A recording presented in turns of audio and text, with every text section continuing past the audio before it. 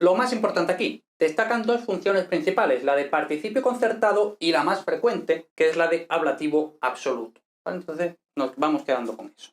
Entonces vamos a ver una introducción, ¿no? La sintaxis básica de los participios y luego lo del participio concertado, luego el ablativo absoluto, que esto es lo más frecuente en latín, ¿vale? El ablativo absoluto. En griego es mucho más frecuente el participio concertado, en latín, en cambio, el ablativo absoluto es bastante más frecuente, ¿vale? Y luego veremos que hay algunos, podemos decir, subtipos de ablativo absoluto, ¿vale? Lo estudiaremos. Entonces, sintaxis básica de los participios. Igual que los adjetivos, ya habíamos dicho que los participios al fin y al cabo son adjetivos verbales, entonces tienen muchas cosas en común con los adjetivos, pero también con los verbos, ¿vale? Entonces, igual que los adjetivos, los participios tienen que concertar en género, número y caso, ¿no? Entonces, la cantinera de siempre, género, número y caso, género, número y caso, pues aquí también, ¿vale? Con el sustantivo al que acompañan. Además, los participios pueden sustantivarse o tener sus propios complementos, ya que son palabras procedentes de verbos. Los verbos tienen complementos, como los participios proceden de verbos, los participios pueden o no tener sus propios complementos, ¿vale? Lo vamos a ver. De manera general, encontramos dos tipos de participios si atendemos a su sintaxis, los concertados y los absolutos, ¿vale? Entonces empezamos por los concertados, que ya hemos dicho, no son los más frecuentes, pero también salen bastante, entonces tampoco nos podemos relajar. Los participios concertados pueden aparecer en cualquier caso, ¿vale? En cualquier caso, nominativo, vocativo, acusativo, genitivo, dativo, ablativo, suelen traducirse en español inmediatamente detrás del sustantivo, ¿vale? Entonces, esto también es importante, la posición en la que traducimos los participios es importante porque en latín tienen mucha movilidad, los participios pueden aparecer delante o detrás, pero en español no, en español siempre tienen que, o deberían ir en una posición fija, ¿vale? Entonces, suelen traducirse en español inmediatamente detrás del sustantivo, precisamente para decir este participio se está refiriendo a este sustantivo. Si ponemos el sustantivo y el participio esperamos 10 palabras para ponerlo, como puede ocurrir en latín, en español no sabemos con qué va ese participio, ¿vale? En latín sí, porque en latín tenemos género, número, caso, ¿no? Tenemos tres cosas que nos van a decir que, por ejemplo, stellas va con obscuratas, ¿no? Femenino, plural, acusativo, femenino, plural, acusativo, acusativo, femenino, plural, ¿no? Y da igual que hayamos metido todo esto en medio, en latín se entiende perfectamente, en español no se entendería si metemos palabras de por medio, ¿vale? Entonces, vamos a ver. Entonces, como digo, suelen traducirse en español inmediatamente detrás del sustantivo con el que conciertan. Si el participio tuviera sus propios complementos, estos irían detrás del participio, ¿no? Como es el caso, ¿no? Entonces vamos a ver. Inter diu stellas non videmus solis luce obscuratas. Es decir, de día, ¿no? Inter diu, no vemos las estrellas. Y ahora, stellas obscuratas. Y vemos que en latín hay mucha distancia, pero en español no podemos dejar distancia, ¿no? Entonces, de día no vemos las estrellas oscurecidas por la luz del sol, ¿vale? Entonces vemos que ponemos el participio inmediatamente detrás del sustantivo y luego, inmediatamente detrás del participio, no sé si antes he dicho adjetivo, el participio, ponemos los complementos del participio. Entonces vemos que estos complementos son complementos del participio, ¿vale? Entonces, bueno, aquí hay una explicación de más o menos lo que acabo de decir, ¿no? En esta oración hay un participio de perfecto concertado con el objeto directo. Como el objeto directo es un acusativo plural femenino, el participio también está en acusativo plural femenino. A su vez, el participio tiene un complemento propio, un ablativo agente o un complemento circunstancial de causa. Bueno, todo eso que ya explicamos en la voz pasiva. Luque, que a su vez tiene un complemento del nombre en genitivo, solis, ¿no? Entonces, vemos que como el participio de perfecto tiene voz pasiva, ¿no? Participio de perfecto es pasivo. Y la voz pasiva puede tener un complemento agente, pues en este caso también tenemos que este participio que es pasivo tiene un complemento agente. Ya hemos dicho, los participios pueden tener sus propios complementos como si fuera un verbo normal. Vale. Luego, esto, participio concertado, en cualquier caso, se traduce inmediatamente detrás, etcétera, etcétera. Ahora vamos con los ablativos absolutos, que podemos decir que también existen en español, pero en español es una construcción un poco artificiosa, un poco demasiado formal, etcétera, ¿no? En latín, bueno, en latín clásico, son muy frecuentes, ¿vale? Entonces, tenemos que aprendérnoslo bien. Los participios absolutos solo pueden ir en ablativo, ¿vale? Por eso se llama ablativo absoluto, ¿vale? Sin preposición. Muy importante lo de sin preposición, ¿vale? El sustantivo en ablativo y el participio, obviamente también en ablativo, ¿vale? Entonces, aquí hablamos de ablativo absoluto, también podemos hablar de participio absoluto en ablativo, pero bueno, ablativo absoluto es lo más lógico, ¿no? Ablativo absoluto realmente es una especie de participio concertado, pero una especie especial, ¿no? Porque, bueno, al fin y al cabo, el participio concierta con un sustantivo, con un pronombre, ¿no? Lo que pasa es que siempre tiene que estar de forma muy concreta en ablativo sin preposición, ¿vale? Entonces, el sustantivo en ablativo y el participio, obviamente también en ablativo, con el que concierta ese sustantivo junto a los complementos que pudiera haber o no, forman una unidad independiente del resto de la oración y equivalen a una oración subordinada circunstancial. Ahora, muy importante aquí, porque esto a lo mejor tenéis algún profesor de latín o habéis leído por ahí alguna cosa, lo que sea, que dice que el ablativo absoluto es una oración subordinada. No, mal. Ojo, lógicamente, si tenéis que hacer un examen con vuestro profesor y vuestro profesor ha explicado eso, pues hacedlo como dice vuestro profesor, pero que eso está mal, ¿vale? Porque los ablativos absolutos no son una oración subordinada. Pueden equivaler, pueden tener el sentido de una oración subordinada circunstancial, adverbial, pero no lo son, ¿vale? Es algo que está fuera de la sintaxis de la oración, ¿vale?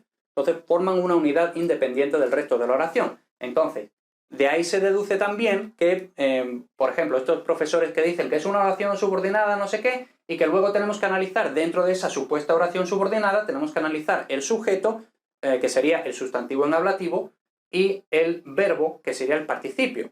Pero eso no tiene sentido, ¿vale? Eso no tiene sentido, porque ¿cómo puede ser que el sujeto esté en ablativo? Por Dios, no tiene sentido, ¿vale? Entonces, eso está mal.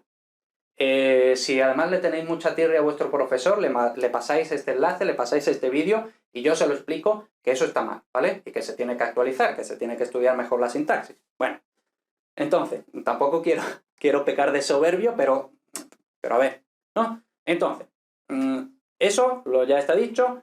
En las construcciones de ablativo absoluto se suele traducir en primer lugar el participio. Entonces, cuidado, aquí es al revés. En los participios concertados habíamos dicho que el participio se traduce inmediatamente detrás del sustantivo. Aquí es primero el participio y luego el sustantivo, ¿vale? Y esto es muy importante, porque si no lo hacemos así, y luego, ojo, cuidado, en latín el orden puede ser cualquiera. En español es obligatorio que sea este orden. ¿Por qué? Porque si no lo traducimos así, en español no se entiende qué estamos diciendo, ¿vale? Entonces, en las construcciones de ablativo absoluto se suele traducir en primer lugar el participio, luego el sustantivo con el que concierta y por último los complementos si los hubiera, independientemente del orden del texto latino. Insisto, en latín el orden puede ser cualquiera. Nosotros tenemos que traducir en este orden, ¿vale? Entonces, cognita militum voluntate podría ser también militum voluntate cognita. Podría ser así también en latín. Pero nosotros siempre tenemos que decir conocida la voluntad de los soldados, ariminum cum ea legione proficiscitur. Se dirige a Rimini con esta legión, ¿vale? Entonces, cuidado con ese orden, ¿vale? Si dijéramos la voluntad conocida de los soldados se dirige a Rimini. ¿Qué pasa? ¿Que la voluntad se dirige a Rimini? No tiene sentido, ¿no? Entonces, conocida la voluntad de los soldados se dirige a Rimini. Y vemos que que no tenemos una oración subordinada, puede equivaler a una circunstancia, ¿no? Es decir, una vez conocida, temporal, puede ser causal también, conocida la voluntad de los soldados, es decir, como ya conocía la voluntad, se dirige a Rimini, en fin, lo que sea, ¿no? Puede ser complementos circunstanciales de diversos tipos que depende del contexto, lógicamente, ¿vale? En esta oración tenemos un ablativo absoluto, cognita militum voluntate, compuesto por un sustantivo en ablativo, voluntate, y un participio en ablativo. Entonces, el sustantivo y el participio, los dos en ablativo, los dos, o sea, sin preposición, ¿vale? Y, por supuesto, cognita, vemos que es ablativo femenino singular, porque voluntate es ablativo femenino singular, ¿vale? Entonces, tiene que concertar también en género, número y caso. Además de un complemento del nombre en genitivo, que, bueno, aquí da la casualidad de que lo tenemos, ¿no? Que es simplemente que este militum va con voluntate, la voluntad de los soldados, ¿vale? Que también se considera dentro del ablativo absoluto, lógicamente, porque va modificando a una parte fundamental del ablativo absoluto. Vale. Por último, hay que señalar que no necesariamente un participio en ablativo va a ser un ablativo absoluto. Habíamos dicho que los participios concertados podían estar en cualquier caso. Entonces, a lo mejor nos puede aparecer un participio en ablativo que no sea ablativo absoluto, simplemente que dé la casualidad de que es un participio concertado que le toca estar en ablativo, ¿vale? Puede ocurrir. Ahora, lo normal es que si nos aparece un participio en ablativo, sea un ablativo absoluto, ¿vale? Pero que 99% de las veces va a ser ablativo absoluto, pero que puede ser el participio concertado que da la casualidad de que está en ablativo, ¿vale? Luego, ablativos absolutos sin participio. Entonces, vemos que esto es una especie de contradicción. ¿Por qué? Porque hemos dicho que el ablativo absoluto es un sustantivo y un participio que van concertados en ablativo sin preposición. Y por supuesto también en género y número, ¿no? Entonces, ¿cómo es posible que algo que se define como que tiene un participio no tenga participio? ¿Vale? Ahí hay una aparente contradicción. Entonces tenemos que entenderlo. De forma excepcional, pero más o menos frecuente, encontramos algunos ablativos absolutos sin participio. La explicación suele ser que falta el participio de presente del verbo sum, que no existe en latín. Entonces aquí está la explicación. No podemos usar un participio que no existe, lógicamente, ¿no? Por lo que obviamente no se ha colocado, pero por el contexto y además porque suelen ser estructuras muy fijas, ¿no? Entonces son estructuras tan fijas que las identificamos rápidamente, ¿vale? Entonces no es fácil equivocarse aquí. Luego, al traducir al español los ablativos absolutos sin participio suele añadirse el gerundio siendo, ¿vale? Entonces el gerundio del verbo sum, bueno, del verbo ser en español, ¿vale? O se traduce de forma libre, dependiendo del contexto. Se puede reconocer fácilmente los tipos más frecuentes, que son los que vamos a ver ahora. Ojo, no son todos, son los más frecuentes. El más frecuente de todos, con un cargo público. Cuando aparece el nombre de un cargo público, cónsul, pretor, general, lo que sea, todas esas cosas, ¿no? Cuando aparece el nombre de un cargo público en ablativo sin preposición acompañado de un nombre de persona o un pronombre en ablativo. Entonces, Cicerone et Antonio consulibus. Y luego, en estas estructuras de dos personas consulibus o dos personas praetoribus, lo que sea, sobre todo consulibus, ¿vale? El et puede estar o puede no estar. Entonces ahí podemos equivocarnos un poco, porque claro, si imaginemos que aparece Cicerone Antonio consulibus y no tenemos este et, nosotros diríamos Cicerón Antonio como si fuera una persona, ¿no? Lo típico de Ramón y Cajal, que son dos personas, ¿no? Es una persona, ¿no? Entonces, Ortega y Gasset, ¿no? En fin, eso me imagino que ya vuestro profesor de filosofía os ha hecho todas las bromas de eso, así que no me voy a repetir yo. Entonces, Cicerone Antonio consulibus. Eso, esté o no esté este et, tenemos que meter en español ese i, ¿vale? Entonces, tendríamos que decir, siendo cónsules Cicerón y Antonio. Esa es la traducción literal, que está bien, ¿vale? Siendo cónsules. Pero también podríamos decir, una traducción libre, en el consulado de Cicerón y Antonio, lo que sea, ¿vale? Las dos formas están bien. Por lo general, lo mejor, sobre todo al principio, sobre todo si tenemos que hacer un examen, es siempre traducir lo más literal posible, siempre que se entienda y que sea español correcto, lógicamente, ¿no? Bien, entonces, lo vemos ahí, Cicerón y Antonio. También podría ser, por supuesto, Cicerone cónsule, siendo cónsul Cicerón, porque solo nos interesa en ese momento que sea cónsul Cicerón, ¿no? Pero muy frecuentemente aparecen los dos cónsules nombrados, ¿no? O, por ejemplo, Antonio Praetore, siendo pretor Antonio. O Duque Illo, siendo general aquel, lo que sea. Y ahora, ¿por qué es tan importante? Sobre todo, la que más aparece es esta estructura, ya sea en plural, ya sea en singular. ¿Por qué es tan importante y tan frecuente esta estructura? Es decir, esto de una persona o dos personas cónsule o consulibus.